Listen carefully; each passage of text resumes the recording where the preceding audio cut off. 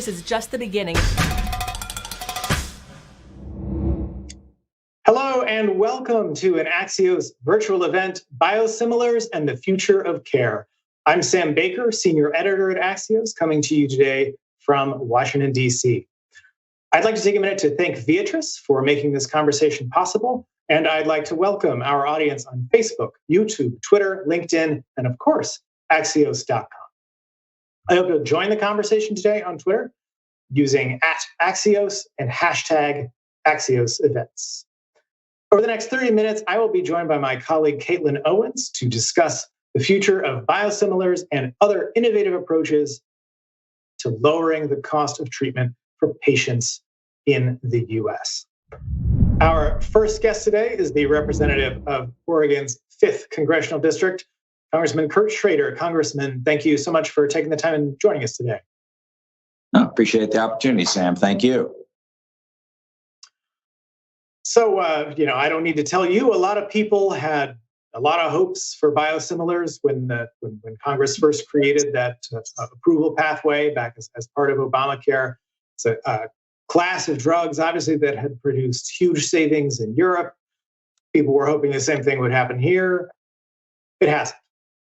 We're left with a pretty stagnant, fledgling market here. That's a multifaceted problem, but let's start, because I think this is where you started, with the products that are on the market. I know you have a bill to give physicians a payment bump through Medicare to prescribe biosimilars when they have that option. Why do you think providers have not jumped at this more readily? Is it just the money, or do you think there are sort of other obstacles here that have held back even the products that you have? Well, it's hard to say, Sam. For the viewers out there that don't know, biologics are basically the generic form of injectable medications you get at your doctor's office or at the hospital. It's not a pill. They're all familiar with generic tablets and that sort of thing, liquids that we can get. But biologics are oftentimes much more expensive. You go in for your cancer treatment or some sort of other very serious disease treatment. It usually is an IV line in your arm and some injectable medication. Those are very expensive, generally speaking. As Sam pointed out, you pointed out, Sam, that it's popular in Europe. The generic equivalent using those biosimilars makes a lot of sense. You save a lot of money as an individual, and frankly, for the system writ large. I'm not 100% sure that we're going to solve this entirely with the incentive payment, but sometimes, as we all know in real life, got to spend a little money to save a little money. And I think that's where we are with this, by increasing the reimbursement for some of the providers that provide these injectable medications.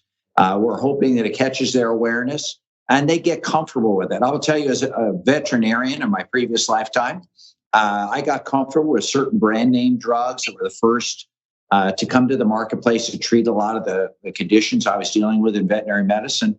And you kind of get used to them and you don't want to change necessarily. It's working for you. So it takes a little push sometimes to get off of using the medication or pharmaceutical agent that you've used again and again, to get patients and your clients to try just a different medication that might be, and oftentimes is, the exact equivalent medication, costs you and the system a lot less, get great results. So that's a way to make better use of the biosimilars that we have, but we don't have very many. To go back to the European comparison, they have approved far more of these drugs than we have in the US. Even a lot of the drugs that have technically been approved by the FDA in the US, the manufacturers have then signed legal agreements to not sell their drug, so it's not actually available to patients, even though it's approved. There just aren't many to choose from. So, what does Congress need to do, or what does the United States need to do further back to sort of try to boost this market a little bit so doctors actually have a choice? Actually, a fair number of them have been approved by FDA, to be honest. And but to your point, the take-up has been terrible. So I think beyond just the price change, there's got to be a little more of a public relations campaign about the benefits. I think, as you pointed out, they're widely popular in Europe. I think they constitute 90% of the injectable marketplace there. It's a paltry amount in the United States of America. So I think a lot of it, Sam, is just going to be getting the word out there that these medications are available. And as you start to get the pickup, then I think FDA will start to prioritize even more of them for availability in the marketplace. FDA right now is a little understaffed, lots of obligations out there at this point in time. And I think they're doing a little triage within their own office as to which area are they going to put a lot of their manpower behind. So I think once we start getting some increased uptake, we can then encourage FDA to continue to approve more and more of these biosimilars, because there's quite a few out there right now. And is this your bill, and you sort of spoke to this earlier, would increase the overall amount that Medicare pays for these drugs? Obviously, seniors pay a percentage of that cost themselves. Is this just an area where it's got to be a little bit more expensive now so it can be cheaper later? I think that is accurate. Again, like I said, the increase is not a great amount, from 6% to 8% of the price. So it's a little more of an increase, but not a lot.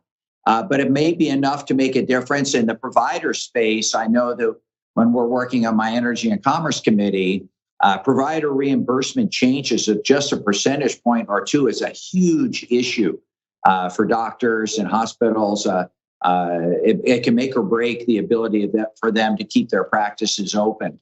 As you know, Medicare, Medicaid don't pay the same rates as commercial. And so that mix that a doctor takes into his office as far as patient load goes, really critical to whether or not they can make it or not. So I think the incentive to pick up these biosimilars would be greater if we just reimburse at a little higher rate for. I think our plan here is for the next, say, 5 years or so, see how this works. And hopefully, as frankly, docs become more comfortable with it, may not even have to do it going forward. Is that enough time, do you think, for the incentive to sort of trickle back further into the chain? Fair question. Fair question, Sam. I'm hoping, a lot of times we'll start some of these programs, and if it's a complete bust, we won't continue. If there's zero pickup, that would be a waste of money. But at the same time, it looks like we're getting some nascent interest, and then MedPAC or some of the other groups talk to us about, okay, hey, this is looking good. Please increase, or maybe got to change that number slightly. I think 5 years is probably a reasonable time frame for Congress to commit to that. If it's working, we can reauthorize, but let's not put that increased cost out there if there's no return on our investment. Your proposal is bipartisan. Not a lot of bipartisanship in health policy at all. Certainly not when it comes to drug prices. There are so many moving pieces right now. Democrats have a lot of ideas about prescription drugs. Yes. Can you just kind of give us what the latest lay of the land? Where you think you have an opening, where maybe you don't. Where does all this stand right now? I would say there's actually a fair amount of bipartisanship in this arena. We had the Wyden-Grassley bill from last Congress, came out of the Senate. Wasn't fully ripe for floor time, but spent some time trying to figure out what's a good bipartisan approach to moving forward if H.R. 3 is a bridge too far for a lot of my colleagues on the other side of the aisle. And on the House side, H.R. 19, which was a Republican-led initiative, but had a lot of bipartisan drug cost reduction elements into it. There's a group in Congress called the Problem Solvers Caucus. I actually started that group probably 10, almost 12 years ago now, out of some frustration about the partisanship here.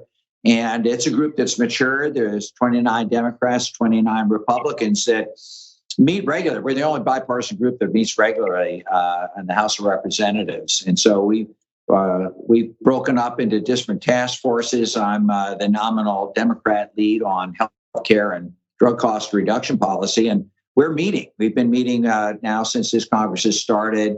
Our staffs have been working. What are the common elements that we've seen in the Wyden-Grassley bill and in the HR 19, and some new ideas coming from the industry itself? Interestingly enough, pharmaceutical companies seem to be stepping up at this point in time and willing to be part of the solution, as are some of the insurers and manufacturers. I think there's some opportunity. We're trying to play in this space. Reconciliation hangs over the head of probably everybody out there as a fairly draconian way to go after public policy. And if we come up with a bipartisan bill, I think it stands the test of time much better. Do you think President Biden will be signing something on drug prices this year? Hope so. Hope it be my bipartisan approach that I'm working with my colleagues on both sides of the aisle on. He's shown an interest, obviously, in the infrastructure piece that we're trying to figure out what the pay-fors are, but that's got bipartisan support. My problem solvers group started that discussion also, Sam. Senate picked it up. We worked closely with the Senate, and the President agreed. And they've come to a resolution on at least the program elements. We got the pay-fors, always a little trickier, but the drug pricing bill that we're working on actually would pay for itself and leave a little extra at the end of the day. That is, if they don't steal it away in the infrastructure bill. Fair enough. All right. Well, plenty to keep us all busy. And I know that's keeping you personally very busy. So thank you for taking some time out of your schedule to talk with us today. It was great to hear. Appreciate your interest. A big issue of our time. Thanks so much. And next, we have a View from the Top segment with my colleague, the Senior Vice President of Events and Creative Strategy at Axios, Kristen Burkle. Thanks, Sam. I'd like to now bring in Tony Morrow, who is the President of Developed Markets at Viatris. Welcome to Axios, Tony. Thank you, Kristen. It's great to be here today. Really looking forward to this worthy conversation. Biosimilars have been in the news a ton lately, especially related to cost. So I think we should just dive straight in. First things first, tell me about you and your company, Viatris. Sure, absolutely. Viatris was a company formed in November 16th of 2020. And it was a company merging Upjohn, the legacy Upjohn business, and Mylan. I've been with Mylan 25 years prior to forming Viatris, and I'm so proud to be part of this new organization, really looking to empower people around the world to live healthier lives via access, leadership, and partnership. So just a tremendous opportunity to bring new products to market and help patients get access around the world. And we're here today to talk about biosimilars. So we have a very smart audience, but they still might be a little bit confused by the difference between biologics and biosimilars. So break it down for us. In your words, what exactly are biosimilars? Absolutely. I think first and foremost, it's always helpful to kind of frame, the pharmaceutical spend in the U.S. and it'll help you get a better idea of what I think the value of a biosimilar really will be to this healthcare industry. So in the U.S. today, we have approximately $500 billion in pharmaceutical spend. 20,000 marketed products make up the great majority of that spend in healthcare from a medicinal standpoint. Out of that spend, 45%, over $200 billion alone are from biologic products. 300 marketed biologic products make up 45% of those products. So you can see the wonderful opportunity we have to bring affordability into the marketplace. And one of the critical areas to do that, matter of fact, I believe one of the biggest opportunities we have to drive both access and reduction in spend is by introducing biosimilars. And in its simplest form, what a biosimilar is an FDA-approved lower cost option to these biologic products that have no meaningfully different from a safety and efficacy perspective, FDA-approved lower cost option of those biologic products that make up 45% of the U.S. healthcare spend in medicine. But there seem to be barriers, to utilization. So, what are the primary barriers that you are thinking about day in and day out? Sure. Out of the 300 products we have in the U.S. that are biologics, the FDA has approved 30 biosimilars for 9 different products. And right now what we see is about, no more than 5 of those products have market shares greater than 20%. So what we see is an opportunity, and not shockingly, there are barriers, and there's barriers that really are about incentives, aligning incentives across stakeholders. And those critical stakeholders are first and foremost patients, physicians, and payers. Ensuring that those incentives are aligned in a way to ensure conversion to biosimilars to drive not just affordability, but the access to patients who aren't taking these medicines today. So we really do feel like if we get these incentives right, and we've seen this before in other parts of our industry, when the incentives are aligned appropriately from a physician, from an out-of-pocket cost, out of patients, from a patient perspective, and if the payers are saving money, the substitution will work. And I think there's a great opportunity to drive additional access and affordability of these biosimilar products. And you mentioned getting the incentives right, but you also mentioned there are hurdles. So, like, what is the answer? What do you think needs to happen next? Sure. I mean, I think there's a number of solutions. First and foremost, I think getting those incentives right from a prescription dispensing perspective, where doctors are administering biosimilars in their office and clinics, whether that's increasing the add-on reimbursement payments to physicians who are administering those products, and ensuring that they're getting better reimbursements for biosimilar products to drive utilization will be first and foremost. I think ensuring patient out-of-pocket expenses are at least the lowest forms for using biosimilars, depending on their insurance, whether it's a Medicare or whether it's commercial. I think ensuring our biosimilar products across the industry are available to these patients is critical, and at the lowest cost from an out-of-pocket perspective. These are critical steps in helping ensure patient access and greater conversion of biologics from a biosimilar perspective. And we've actually seen similar attributes. If you look back into the early 90s, the mid 90s, the generic drug industry in the US really had not accelerated its conversion because the incentives weren't aligned in the right way. And I think we've seen over the last 15 years or 20 years that generic utilization is now over 90% because the incentives were aligned appropriately for all the stakeholders. And I'll say it over and over again.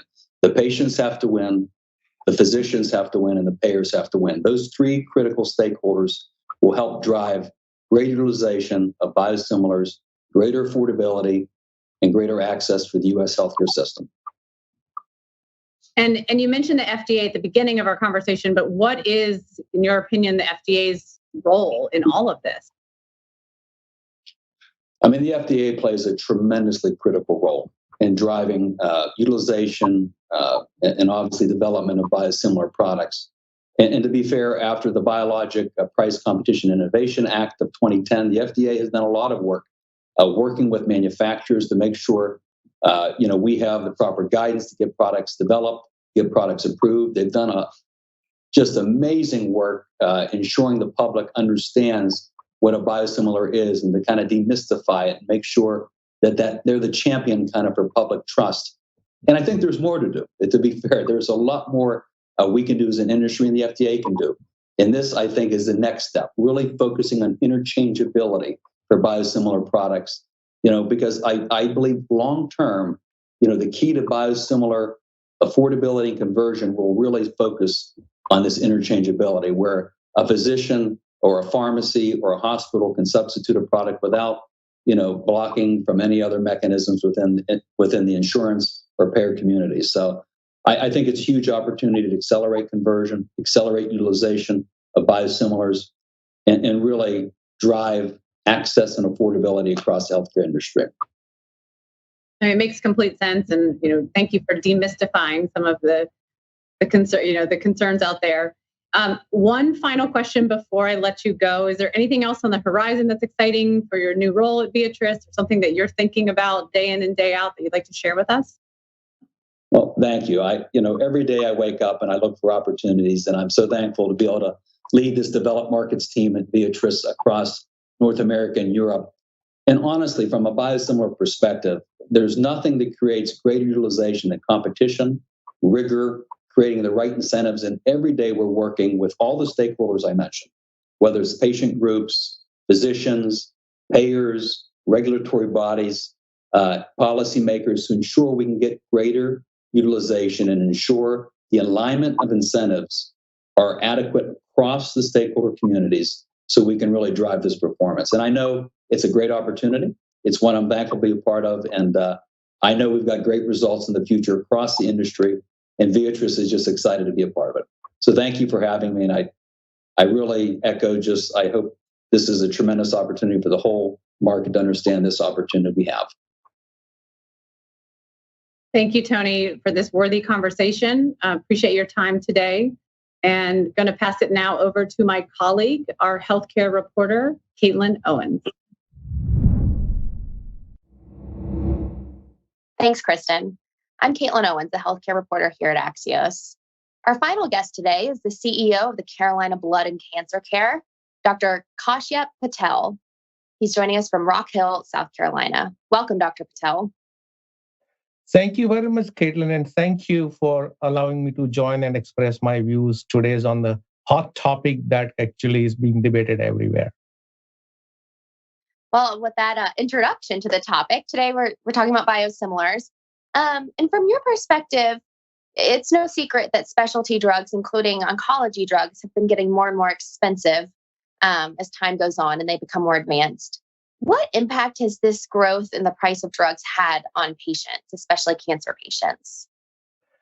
Well, Caitlin, we all know that the treatment for the cancer is evolving in a very kind of fine and nice way, but also at the same time, the price takes its own toll on cancer patients. With increasing number of patients facing out-of-pocket costs, as well as patients retiring, it becomes hard for them to sustain the level of cancer care. So with the growth, innovation, and research also comes a toll that can lead to financial toxicity. And I think biosimilars would definitely help assimilate some of that kind of challenges that we face. Right. And so biosimilars are relatively new to the healthcare world. How successful do you think this market has been? Caitlin, thank you for that question. And this is something that I always want to share with the audience, that there's a mixed bag of feelings about the success of biosimilars. The promises are huge. If you look into the biosimilars adoption in Europe, they've done a phenomenal job of bringing biosimilars because some part of the system is kind of government controlled.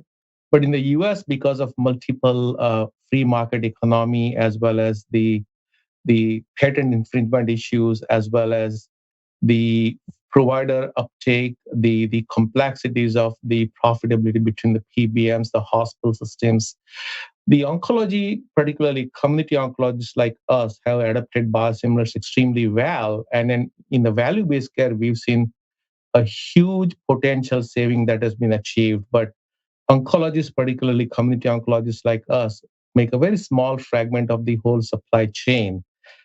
Biologics are used in multiple disease types, beginning from the cancer, the other blood disorders, and multiple other issues of specialties. And we form a very small segment, but I'm proud to say that we've adapted it so well, and we've seen a success in reducing the out-of-pocket cost, reducing on the total cost of care for our beneficiaries that we serve. And what are some of the remaining obstacles to further strengthen this market? So the main obstacles I've seen is first of all, education. So even now, provider education is not as optimal as it should be. If you look into anything outside community oncology, look at the rheumatology, the gastroenterology, the ophthalmology, where the biosimilars are available, there's very little uptake by the providers, and that's simply because the knowledge dissemination has been lacking behind. That's one. The formulary issue is a huge one, and this is what frustrates me all the time. You'll keep hearing me talking about the PBMs. And I can never imagine or fathom the complexity where you have a less expensive alternative approved by FDA available in the market, and yet some of the PBMs recommend to their plans that they should use much higher cost drug to in place of biosimilar, which is surprising. The third thing is that the supply chain issue. So again, contracting and everything else becomes a problem. the coverage policies. And last thing I want to say is the hospital adoption. So as much as the community clinics have absolutely absorbed the biosimilars in a formulary at every possible level, there's a lack of adoption, and that's because of the incentives that actually makes the institutions and large health systems use more expensive option because of the rebates and back-end discounts. And so, end of the day, patient suffers. If you look into the out-of-pocket cost implications, 19% beneficiaries in America have do not have secondary insurance who are Medicare beneficiaries. And for them, the out-of-pocket cost could vary between $2,500 to $15,000, which is almost like what they make, some of them in our region. So the benefits are not reaching to the population that we need to serve most. Even when you look at the commercial insurance segment, Caitlin, the co-insurance varies from almost 23% to 56% depending on the plan. So the higher the cost of the drug, the higher the out-of-pocket cost. So system is not designed to look at the ultimate beneficiary, which is the patient. Right. And something interesting that you and I had in a previous conversation we touched on is that you said that biosimilars have actually been more successful in the oncology sector than in other disease areas. Why is that? I think oncologists have actually adapted the value-based care model, particularly when you look into the oncology care model, where we are actually working with the CMS, CMMI to find less expensive options to reduce the cost of care. And it makes sense because, again, when I see my cancer patients struggling even to pay for the gas, I have to make sure that I look after every possible alternative to help them. I'm not saying that my colleagues are not really kind of conscientious of that, but they have not been appropriately educated about the potential benefits of reducing the out-of-pocket cost as well as total cost of care. At the end of the day, I and my colleagues see ourselves as the trustees and the stewards of the society for the pocketbook. And the more we look at cognizantly about what can we do collectively as a system, the better we are off. So I think appropriate education and incentives to the other specialists will definitely help them make aware of that.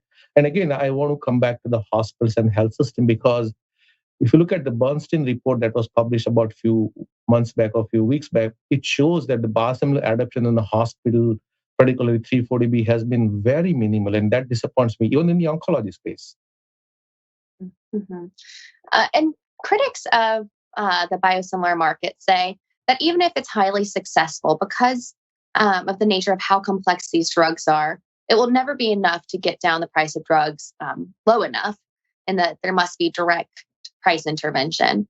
What do you say to critics of this nature? Well, you look at the success in the oncology care model. For my particular small practice, when I look at my drug budget, I'll be able to reduce the total cost of biologics spend in my office by about 35%. And when you look at 35% saving, when you look into the Medicare beneficiary who does not have a secondary insurance, Medigap insurance, that saving could be as much as about $8,000 to $10,000 when I translate all the drugs that are replaced with biosimilars. So I want to tell all the critics that you look at that the most weakest and the poorest segment of the society, and if we can make a change into their life, that's what matters most. People on this call or people who listen to us, they may not have to worry too much about saving $200 a month, but the beneficiary who sustains on $1,200 a month, $200 a month saving could become about 20% of its total savings. So that is first thing. We forget that there's a human being at the end of the equation. When the critics say we don't save money, if you save 35% on a drug, which is what biosimilars have done, that's a huge saving both for the system as well as for the patients. Right. And one way to get costs down, obviously, is to have less cancer. Another thing that you mentioned was the disparities you've noticed in who gets preventative care for cancer. Can you talk a little bit about that? Oh my God, I need a whole hour to talk about it, but we'll have a separate segment on that. Cancer health disparities, particularly we got to know about it with the COVID-19. And American Association of Cancer Research recently published a whole scathing report where they say that we could save 34% of cancer patients' lives if we did not have disparities, which is a multifactorial challenge we are beginning from social determinants of health to access to care, to access to screening, to access to testing. And all of these factors together lead to 34% possible higher mortality. Plus, if we intervene right ahead of the time, we could save downstream expense. For example, stage 1 breast cancer patient could be treated with $10,000 versus stage 4 cancer patient would need about $500,000. And another part of the ACR report says that we could have saved $230 billion in 3 years if we address disparities in the right way. So I'm very passionate about it. And I'll send you tons of literature that will be good tranquilizing material for you to sleep at night. And we're running out of time, Dr. Patel, but we like to end on one fun thing. So give us a quick summary of the COVID activity that you told me that you picked up. Awesome. So when everything shut down, I had nothing else to do after I went back from work to home. So I would start walking about 2 miles. And one day I was walking in a nearby strip mall, and I saw actually one of the girls.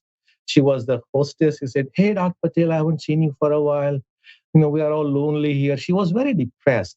And I said, "What are you doing here?" She said, "We are just serving the takeouts from the food restaurant." So I said, "Can I sit here?" She pulled a chair. She said, "I cannot let you in, but if you can sit outside, you can sit there." So I sat out there and I said, "Well, would you be able to serve me a glass of wine?" She said, "I cannot serve in a regular glass, but if you're willing to take it in a plastic cup, I'll do that." So I had a glass of wine and I thought, these people need so much of the emotional and moral support. So I went back to my home and I got together with 15 or 20 of my friends who live in a country club. And I said, "Why don't we start a club called Walk for Wine?" So I inspired so many of my colleagues, and we would go there on the regular scheduled day, Wednesday, Tuesday, and Friday. We would sit out just on the street and we all would take a plastic cup of wine. And everyone from my country club got so excited and said, "Yeah, we should continue to support local people." So I would take my 4-mile walk. I could burn my calories so that I can justify a couple of glasses of wine. And that probably turned out to be best. And we even made a Walk for Wine shirts as well that I sent you a copy of. Walk for Wine. Gotta love it. Thank you so much, Dr. Patel. Of course. Thank you. I look forward to working with you on the cancer disparities as well at some stage. And thank all of you for joining us for another Axios event that made us all smarter, faster. Thank you to Beatrice, our sponsor, for making this event today possible. And for more information or to sign up for Axios Vitals, our daily healthcare newsletter, you can go to axios.com/newsletters or visit the Axios app. Thanks again for joining us, and we'll see you on axios.com.